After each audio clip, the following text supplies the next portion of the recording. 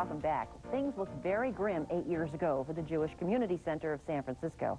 Money was scarce, membership was down, and their small building had seismic issues. But it's a brighter day for the JCC. They just opened the doors on a new state-of-the-art building with an updated, expanded program. How'd they do it? Here to tell us is the JCC Programs Manager, Yossi Offenberg. Nice to see you back here. You were here for speed dating a while back. Definitely. And you are now the programs, and boy, let me tell you, mazel tov, first of all, on the building. It looks wonderful. From almost closed to a brand new building that is how many square feet? 140,000 square feet, plus a parking lot that brings it over to 200,000 square feet. Okay, what's the magic? How did you make this happen? This is a phenomenal story. It started in the mid-1990s as we were programming our events. We realized that the programs were just, we didn't have the program space for all the students, and we really couldn't survive financially.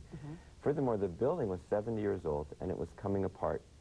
And we knew it was a situation of do or die. I mean, if we were going to survive financially, we really needed a new building.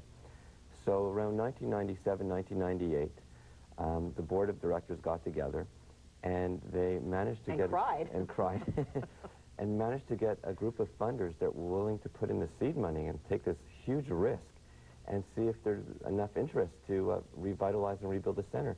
So they had 4 donors who put in a combined total of over $20 million. Wow. And that gave such a shot of confidence to the community at large that after that more money came in and we were able to rebuild. Wow.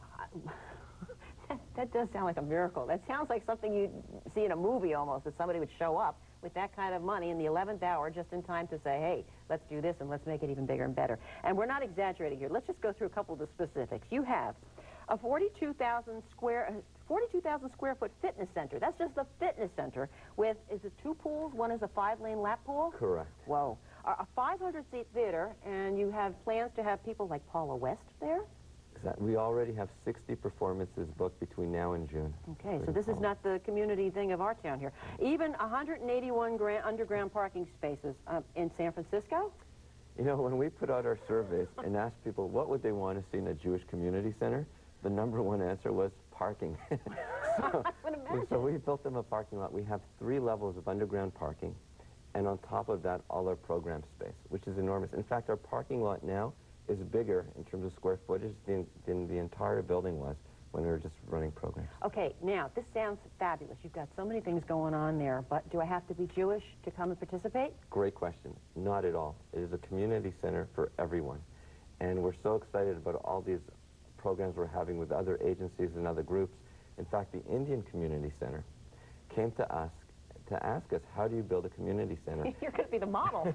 And our executive director ended up becoming friends with them and now serves on their board and serves as a model in terms of how to build community centers. So we're very close in terms of working with other agencies, and we're open to everyone.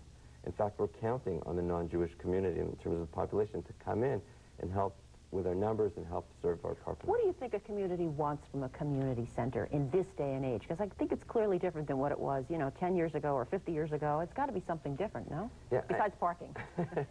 You know, I really think it's different for each individual. Depending on where they are in life, they each have different needs.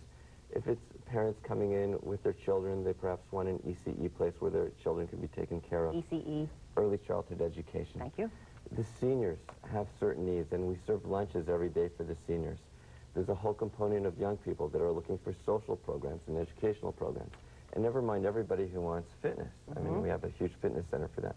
So everybody has various needs. Discussion groups? Discussion groups, literature groups, cooking classes, ceramics, pottery, theater, I mean, you name it. I got a suggestion for you, by the way. You said discussion groups, and it seems like you want to bring in all parts of the community.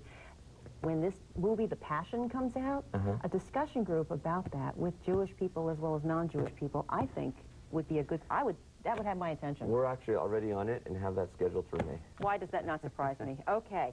Is it too expensive or very expensive to become a member, and can you just drop in for an event here, an event there? It sounds like you can. Yeah, you can totally just drop in for an event here or there. You can drop into any program or class at any time, so that's open to the public. Okay. And for those who want to make a commitment to working out, there's a fitness membership available to them as well. I assume a swim in the pool is going to cost less than sitting and watching Paula West sing? Definitely. Per event? Yes. Okay, and I assume you want to keep that somewhat affordable? Yeah, it's going to be affordable so that people in the community can come out and really take part and enjoy. And then what would a membership be? Well, that really varies based on whether it's individual, whether it's family, but it's usually in the $70, $80 range. Per month. Okay, so what's your vision for this place? You're in charge of this. I mean, this has got to be exciting and challenging and a little daunting, no? Well, I think, I mean, we all spread the responsibility equally on everyone's shoulder, and it's not only daunting, but I think it's exciting, and I think that we have an obligation to the community now that we've opened up this beautiful place to have beautiful programs that will suit this beautiful architecture. So we're bringing out the best, and there's so much local talent right here in the Bay Area that really haven't had a venue. Exactly. And this is their venue. This is their home. We want this to be the new address. Which of all the programs, and there's so many, which one excites you the most? Well, I'm very excited about our Jewish program because that's really specifically where I'm involved. And we have so many new theological programs going on in history classes and cultural areas in the Jewish areas. That I think it's just phenomenal. And second choice, that's not theology and intellectual, but just fun? Oh, well, personally, I'm a fitness buff, and Okay. I love the fitness center. The theater is stunning, stunning. Yeah. We do tours all the time, and when we take people into the theater, we just wait for them to gasp. Now, if you could get it where you could do the backstroke in the lane pool and watch the theater thing on the ceiling projected, there you go.